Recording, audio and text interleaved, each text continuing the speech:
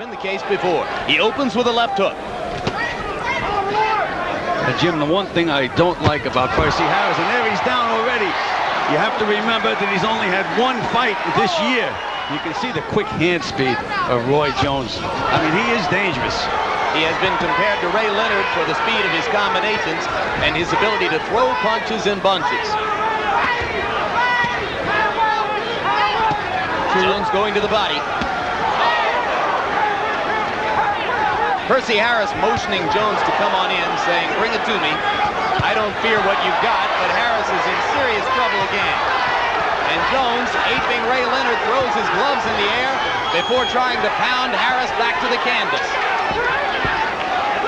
Still a minute. Jim, I saw Percy Harris give Lamar Parks all kinds of trouble. And he's a solid puncher. He's not really fighting offensively at all. Another solid left hook, stiff legs. Jones is showing some patience here, Gil.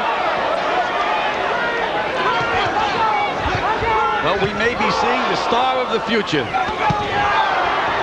right to the body and a left hook. Percy's in there at 164. Oh, the left hook landed solidly, and now there's blood coming out of Harris's mouth, and down he goes again. It's the third knockdown of the bout.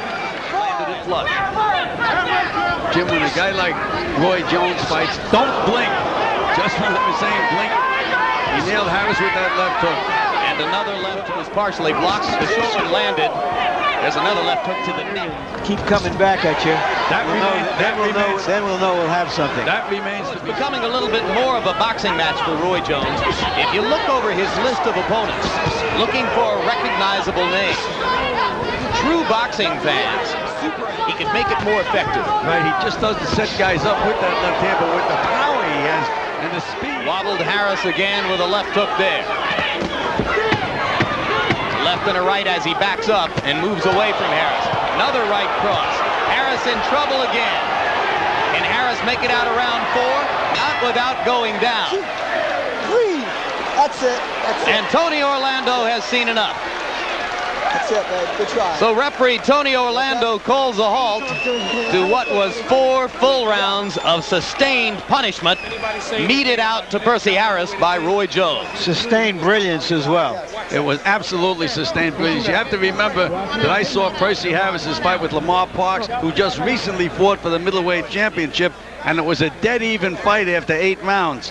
This kid is just so far superior skill-wise to anything I've seen in quite some time. You didn't expect this to be a wipeout, Gil. Absolutely not. Harris has been in again. He beat Thomas Tate, who just fought Julian Jackson for the championship in a very close fight, but he just seems to be head and shoulders above all the rest of these guys. And he may have the kind of quickness that we may not find out whether he can take a punch for a few years.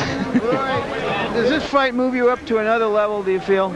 I'm not sure if it'll move me up to another level or not, but that fight was one that I needed. I needed badly.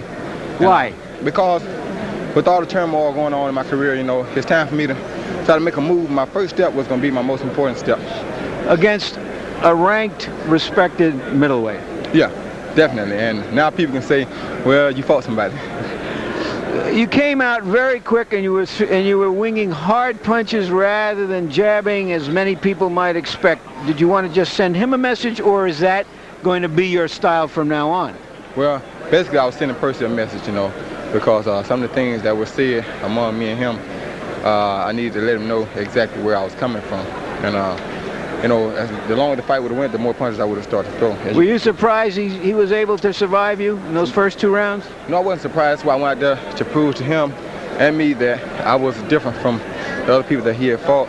He figured since he went a long distance with a couple of other ranked fighters in the middleweight division that he would go a long distance with me. But I went in there to prove him wrong and me right. Take a look at the end of the fight, Roy. You describe it. Open hand right, which has been open for all night, but my hand was numb. There's 3, 4 hooks. I knew he was in trouble, and basically it was a matter of time before I caught him. You say your hand was numb? Yeah, my right hand was numb because I think I had an injury on my wrist while I was training, and I wrapped it a little tighter, and it has got numb. So I was having a problem with it, and that's why I was at him so hard too. Thank you again, Roy. We'll be seeing you soon, I'm sure. Thank you. Back to you, Jim. All right. Very self-possessed and composed in the post-fight interview as well. No weaknesses so far, huh? Well, the weakness was in his right hand. Too bad he had a sore right hand.